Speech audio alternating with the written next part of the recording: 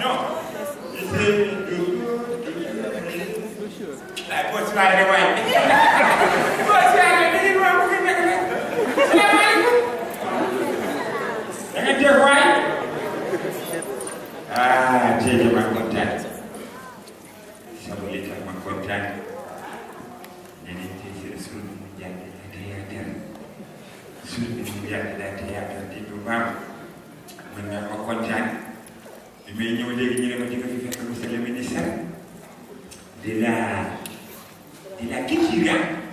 Mais dès le mois, madame, monsieur le ministre, bi may ñëw damaa romb benn couple bi noonu jëkkëram bu jigéen bi baa Ablaye Wade aussi ne quoi baa bi Ablaye Wade dafa jee ci kol bi moom la beaucoup depuis mu nekk kane bu ni muy nekk mag yëpp Ablaye Wade lay def politisation jabar bi nag Macky Sall la pare quelle coordination quelle coordination mais li ma si jaaxal mooy jabar ji dafa sonnerie yi nekk ci àdduna bi lu sonnerie nekk fi Kumba Gaaw ñun ñëpp nekk mais benn sonnerie la choisir muy sonnerie bi nga xam ne jour bi Ablaye Wade wàccee nguur gi lay jaay da ngay jëkk rek pourtant de biiw il est 23 heures à Bambey 22 heures à Dakar Ablaye Wade ne plus président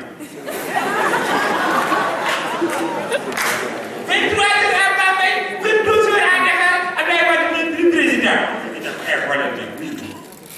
dañuy waxtaan nag am na yoo xam ne du ma ko d'accord sa sonnerie bii da nga koy changé mu ne ko laa yéen wàcc fii lu tax seen xol bon yéen laa di daal mu lu tax seen xol bon Sénégal jur leen taxaw Macky am na ndam mu ne ko Macky am na ndam daal añ bi téléphone bi nit fii il est 13 heures à Dakar 22 heures à France Ablaye Wade ne plus président góor gi jóg na ko il est 22 heures à Paris 2 heures à Touba Fatou Boye nekkatul jamais Fatou de la